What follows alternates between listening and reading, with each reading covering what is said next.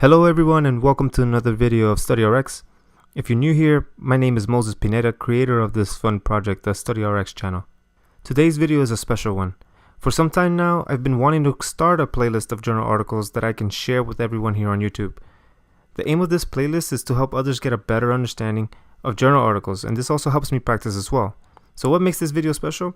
Well, I've brought a real good friend and colleague of mine, Adedeji John, and he's going to kick off the first journal article on this page. It's been fun learning from him over the past few weeks, so I'm glad that he agreed to come on and do a video with me. Enjoy! Hello guys, my name is Adedeji John. If you can't pronounce that, ask your neighbor. But I go to Larkin University and I want to go into a journal club with you guys.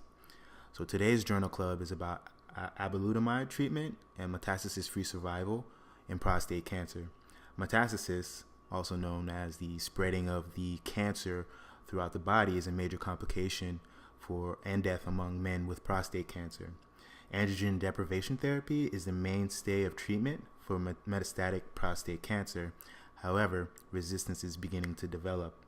Apalutamide is a competitive inhibitor of the androgen receptor for the treatment of prostate cancer. It binds directly to the androgen receptor and prevents androgen receptor translocation, DNA binding, and eventually androgen receptor mediated transcription. So let's go into a little bit about the objectives.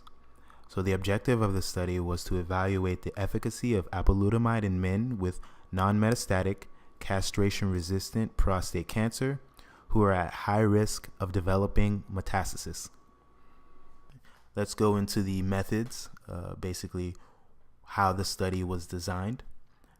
This study was a double-blind, placebo-controlled phase 3 trial. Approximately 1,200 participants were included in the study in 2 arms in a 2-to-1 ratio. So approximately 800 was in the testing group and 400 in the placebo group. This study was conducted in 26 different countries in North America, Europe, and Asian Pacific areas, and the patients were grouped or stratified based on their PSA doubling time, which is prostate-specific antigen doubling time. The 2 groups were less than 6 months or greater than 6 months. So that depends and that determines how likely this patient is close to metastasis or the risk that they will eventually metastasize. And the patients that were included in the study had to meet a specific criteria. And they include age. They had to be above the age of 18.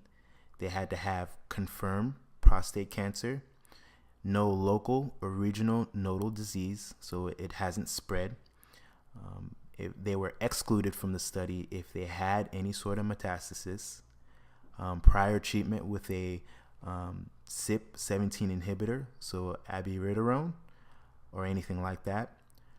Prior treatment with radiopharmaceutical agents, immunotherapy, or any other investigational drugs, history of seizures, and any GI disorders of any kind which will affect absorption. The primary outcome was metastasis-free survival, and that's defined as the time from randomization to the first detection of distant metastasis on an imaging or death from any cause. A secondary outcome that they looked into but didn't control for: the time to metastasis, progression-free survival, overall survival, time to the initiation of cytotoxic chemotherapy. All right, let's talk about stats. Everyone's favorite subject. 372 patients reached the primary endpoint. So this gave the trial a 90% power. Power essentially is how, or if there is a difference between 2 study groups, how likely are they able to detect that difference. So 90% is good. 80 is the acceptable range, but this study had very high power, which means it's very robust. The primary statistical method that they used to compare the time of events, or the endpoint or the primary outcome, was a log rank T test. Now on to the results, what everyone really cares about. As you can see, these patients have no difference between them. So that is important because the only difference between these two groups is whether they got the treatment or the placebo.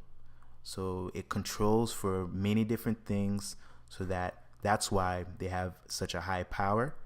And if there is a difference, they'll be able to detect it, and that difference will be due to the drug or the placebo and nothing else. So in this table, you notice that the primary outcome, the metastasis-free survival, was performed after distant metastasis or death has been observed in approximately 378 patients. So 184, approximately 22.8% of the apalutamide group reached that outcome. 194, 48.4%, was reached in the placebo group. The median metastasis-free survival was 40 months in the apalutamide as compared to 16 months. What that means is that these patients are living longer with prostate cancer than they would otherwise. So this drug is revolutionary, that these patients can live a comfortable life for longer with cancer. And to me, that's wonderful. Again, my name is Adedeji. Thank you so much for listening. Don't forget to subscribe, comment, and smash that like button.